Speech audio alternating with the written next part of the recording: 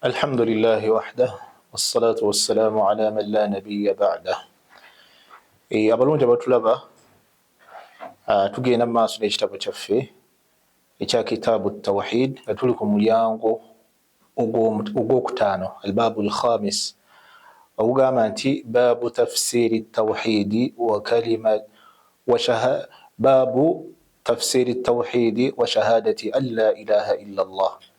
baabu tafsiri tawhid wa shahadati an la ilaha illa Allah, okuvvuunula ekigambo kalimatu tawhid, ekigambo la ilaha illa Allah, ekigambo ekyo nti tewali asinzibwa mutuufu wa kusinzibwa okujja kwa Allah. Tugenda kulaba obujulizi obuvvuunula ekigambo ekyo, era nga tugenda kulaba nga omuntu okuba nti akkiriza nti tewali asinzibwa mu butuufu bwa kusinzibwa okujja kwa Allah, okubeera nti omuntu ekigambo ekyo akikkiriza mu butuufu bw'okukikkiriza, ateekeddwa okubeera nti awakanya ebyo byonna ebisinzibwa ebitali Allah. Oyina agamba nti nze nzikiriza nti Allah yasaanye osinzibwa, era gwe nsinza, era simugattako kintu kyonna, sigenda wabalugo, seeraguza, sikola biki, sisibayirizi, naye ate ababikola nze sibalinaako obuzibu. Tomanya munnange, abasamira nze sibalinaako obuzibu, basobola osamira munnange, tomanya nabo basobola okuba nga bali ku mazima. Oyo omuntu alina enzikiriza bwekyo mukafiiri, era agenda singana Allah nga wa muliro nga tagenda kuguvaamu. Eyo shahada ye oba okukkiriza kwe kuba kukyamu, kuba kufu. Omuntu okukkiriza kwe tekutuuka okujjako nga wamala okukakasa nti Allah yasaanye okusinzibwa yekka, alina okwongerako okubeera nti awakanya ebyo byonna ebisinzibwa ebitali Allah, n'abiwakanya. Okusinza lubaale bikyamu, okusamira bikyamu, era abo bali ku bubuze. Okusinza Yesu bubuze, era bakyamu. Buli awasinza Yesu ng'asaba Yesu mubuze era mukyamu, ali ku nkola nfu. Oyo omukkiriza omutuufu olina okukkiriza nti tewali asinza omutuufu okujja kwa Allah, era buli omu ali akola ekyennyume kyekyo oba akola ekyawukana ku ekyo, n'asinza ebirala ebitali Allah, n'asinza Yesu, n'asinza amasanamu, n'asinza ebibumbe, n'asinza abalogo, abo bonna bali ku bukyamu. Omuntu alina obiwakanya ebirala ebitali busiraamu. Omuntu alina awo okukkiriza kwe okufuukira okutuufu. Nga tugenda okulaba obujulizi buno n'ebigambo si byange, wabula tugenda kulaba obujulizi obubeera ddala mu Quran n'ebigambo by'omubaka sallallahu alayhi wasallam, nga ebigambo ebyo bivvuunula la ilaha illa Allah Muhammadun Rasulullah. Naam, Allah agamba, omwandiisi aleeta aya mu suratul Isra aya 5:7. Allah tugamba nti ulaika alladhina yad'una yabtaghuna ila rabbihim alwasilata ayyuhum aqrab. Allah subhanahu wa ta'ala yali ayina bayogerako, n'agamba nti beebo abasinza ebitali Allah subhanahu wa ta'ala. Abo bonna abasinza ebitali Allah subhanahu wa ta'ala, abo bonna kugamba waliwo abantu nga tetunaba kuvunula aya eno, waliwo abantu emabega edda baali basinzanga bamalayika n'abalongoofu nga babasinza. Kyova olaba nti Allah yagamba nti qul id'u alladhina za'amtum min dunihi fala yamlikuuna kashfa ad-durri ankum wala tahwila. Allah agamba nabbi, gamba abo abasinza ebirala ebitali Allah, abalowooza nti basinza bituufu nga basinza ebirala ebitali Allah. Allah agamba nti bagambe babeere nga bibajjako oba bibaziyizaako ebikyamu, bibaziyizaako obuzibu bwonna. Tebisobola, ebyo byonna bibasinza ebitali Allah tebisobola okuba nti bibayamba okubeera nti bibaziyizaako okuba nti bafuna ebizibu, oba okubeera nti bakyusa ebizibu ebyo ne babizza ku bantu abalala. Ebyo bibasinza tebisobola. era Allah nagamba nti ulaika alladhina yad'una yabtaghuna ila rabbihim alwasilata ayyuhum aqrabu wa yarjuna rahmatah wa yakhafuna adhabah. Abo be basinza, katugambe waliwo abantu abasinza amalayika, waliwo abantu abasinza bannabbi, kati nga abasinza Yesu. Abo be basinza Yesu, gwe musinza, awo buli omu asinza Yesu, naye kennyini asaba Allah. Yesu kennyini yalinga asaba Allah, ng'era akola kaweefube okubeera nti akola emirimu emirungi egisiimisa Allah subhanahu wa ta'ala. So Allah atulaga nti abo bonna mwe abasinza ebitali Allah, abasinza abalongoofu, abasinza bamalayika, abasinza Yesu, abo bonna be musinza bamalayika, Yesu n'abalala abalongoofu, nabo bakola ku lwa Allah, bakola emirimu emirungi, beetaaga Allah, bakola emirimu egibasembeza emaaso ga Allah subhanahu wa ta'ala. Olwekyo omuntu alina okubeera nti asinza Allah nga talina kubeera nti amugattako kintu kyonna.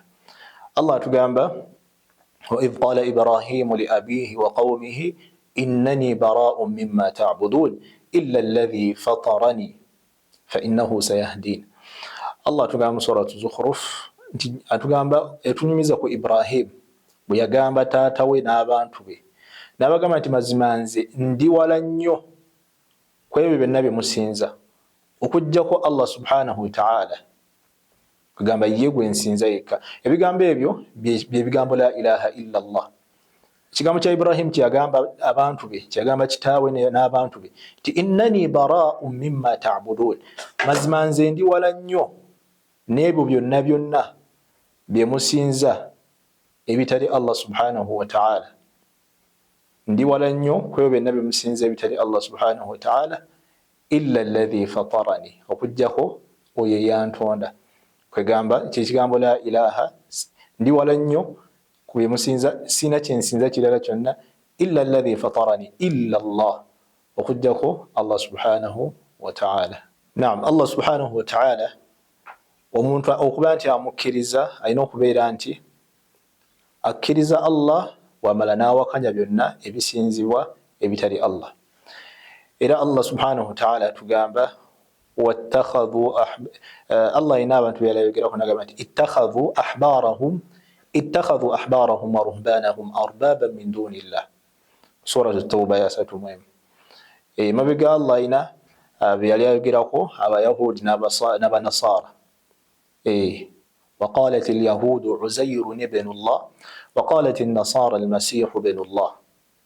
Allah yayogera ku bayahudi abayudaaya bagamba nti Uzairu mwana wa Allah, n'abanasara abakristaayo bagamba nti Yesu mwana wa Allah. Era Allah n'awakanya ebyo byonna bye baali boogera. Allah yabawakanya ebigambo ebyo biboogera. Kati Allah n'agenda maaso n'agamba nti ittakhadhu ahbarahum wa ruhbanahum arbaban min dunillah. Abantu abo abagamba nti Uzairu mwana wa Katonda ne Yesu mwana wa Katonda, abantu abo bafuula abamanyi baabwe, abayudaaya bafuula abamanyi baabwe, n'abanasara abakristaayo bafuula abasosodooti baabwe, oba abasosodooti ebedda nga bantu babeeraawo tebakola, babeera basinza businza. Abakristaayo babamanyi nga babeera mu masinzizo basinza businza, tebakola bya duniya, ebyensi babivaako.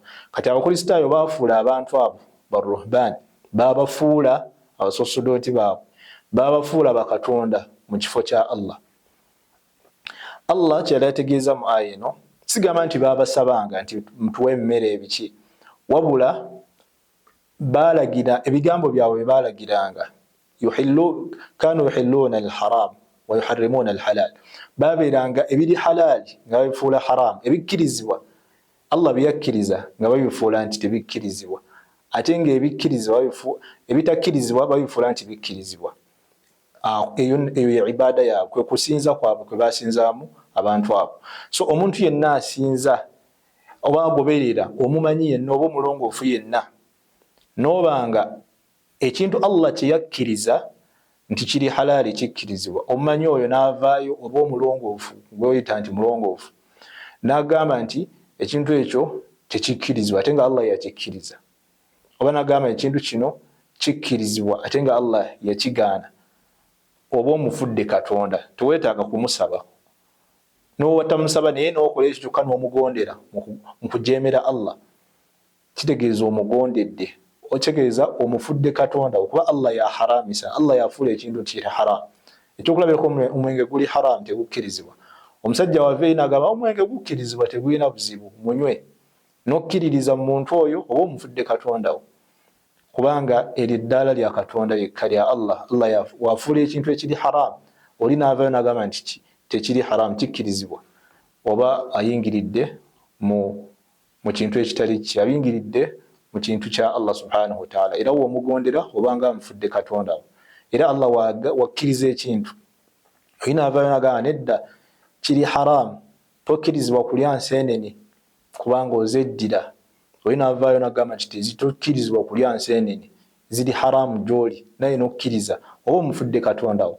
Allah aba yahalalisa ekintu nga yakifuula halaali ng'oli wa ddembe okukikola, toyina kubeera nti ogobererwa yenna agamba nti tokikola kiri haramu tekikkirizibwa gy'oli. Naam, Allah subhanahu wa ta'ala atugamba mu suratul Baqara aya 165, وَمِنَ النَّاسِ مَنْ يَتَّخِذُ مِنْ دُونِ اللَّهِ أَنْدَادًا يُحِبُّونَهُمْ كَحُبِّ اللَّهِ. Mu bantu waliwo abantu abafunayo ebintu ebitali Allah ne babigatta ku Allah, ne babeera nti babyagala nnyo nga ye baagala Allah, ng'okwagala kwabwe eri ebintu ebyo bye bagatta ku Allah kwenkanankana n'okwagala kwabwe kwe baagala ebirala. Kugamba baagala ebintu ebyo nga ye baagala Allah, ebyo bagasse ku Allah. Allah yalaga nti abantu abo wama hum bikharijina min an-nar. Allah yali akomekkiriza topic eno oba ensonga eno, abantu abo tebagenda kufuluma mu muliro, naye nga baagala Allah, naye obuzibu bakola balina ebintu ebirala bye baagala nga ye baagala Allah. Kati kiri kitya ku oyo ayagala ebyo ebintu ebitali Allah ng'abyagala okusinga bw'ayagalamu Allah? Oba kiri kitya ate ku oyo nga ye Allah tamwagalirako ddala ng'ayagala biri ebirala? Kati nga abaagala okusamira nga ye Allah tebamulabawo, babeera mu bajjajja, simanyi jjajja n'emisambwa na biki, nga babigasse ku Allah, nga babyagala babigondera nga ye bagondera Allah, oba ne babigondera n'okusinga Allah. Ate abo bali mu mbeera nkyamu nnyo. Oba oli n'agamba nze njagala Yesu era mugoberera okusinga ne Katonda, obanga wayagala Katonda. Omuntu alina kwagala Allah subhanahu wa ta'ala okusinga ebirala byonna, nga Allah agamba nti walladhina amanu ashaddu hubban lillah. Babakkiriza okwagala kwabwe okonna konna bakussawa Allah subhanahu wa ta'ala. Okwagala si kwogera bwogezi nti njagala Allah, wabula wakulagira ogonda, ate bwakuziyiza otya n'obeera nti ekintu ekyo okyewala. Naye olwo abantu nga balina bye batya okusinga Allah, ng'oli atya okubeera nti neddira nseenene bannaye nziridde nfudde nze koze ekintu ekikyamu, nga biri abigulumiza okusinga Allah, ng'agulumiza omuziro nti bamugaana okulya enseenene olw'okuba gyeddira, oba bamugaana okulya emmamba olw'okuba gyeddira. N'aba nti abeera mu kutya bannaaye, eno sitebanga mamba, eno mamba, ng'atya okubeera nti agirya olw'okuba bali bagimuziyiza abatali Allah. Tulina okuba nti twegendereza mu nsonga ezo. Si kyatteeka nti mamba olina ogirya, nedda, naye kyatteeka okukkiriza nti teri haram gy'oli gwagyeddira, nti teri haram, kugamba tetolina girya, tolina kukikkiriza ekyo nti bannaye olw'okuba bajjajja bange baŋŋaana kati era ejja kunkola bubi, enzikirize bankyamu, kubanga Allah yaziyiza, tewali alina ziyiza okujjako Allah. Naam, nabbi yagamba sallallahu alayhi wasallam, man qala la ilaha illa Allah wa kafara bima yu'badu min duni Allah haruma maluhu wa damuhu wa hisabuhu ala Allahi azza wa jalla.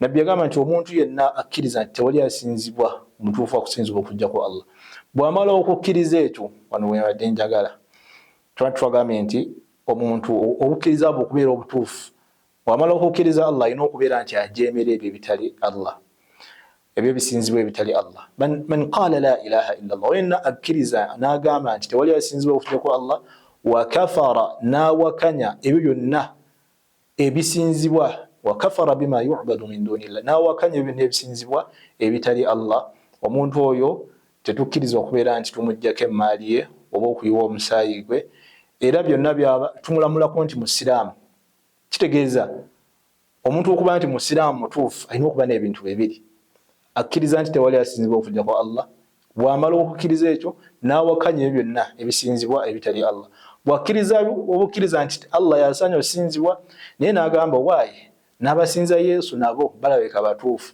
oba n'abasinza Katonda n'abasinza abasamira abasinza ebyeddogo naki nabo balabika batuufu oba ng'abuusabuusa oba n'agamba nabo batuufu oba n'agamba nze simanyi kanvirike sibawakanya era sibakkiririzaamu bonna bonna nga yemboogedde abo basatu bonna bakafiiri ono akkiriza nti batuufu abasinza ebitali Allah mukafiiri n'ono agamba nti bano simanyi oba abasinza ebitali Allah simanyi oba batuufu oba si batuufu oyo naye mukafiiri oba ono agamba nti abano abasinza Allah nze sibalamulako bubi ogamba sibatwala nti bakyamu ate sibatwala nti batuufu wabula nze nsirika busirisi oyo naye mukafiiri olina okukkiriza nti omala okukkiriza nti wali asinzibwa okujjako Allah olina okumanya nti okuwakanya buli kimu ekisinzibwa ekitali Allah tetugambe nti genda obalwanyise obavume okole ekinedda wabula beera ng'okimanyi mu mutima gwo tuli mu mbeera za kukkiriza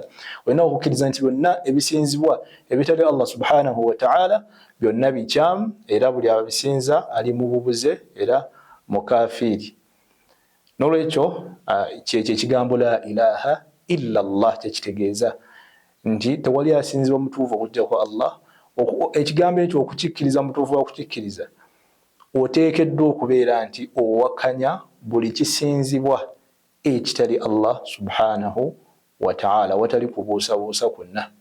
هذا والله أعلى وأعلم وبارك الله فيكم والسلام عليكم ورحمة الله وبركاته.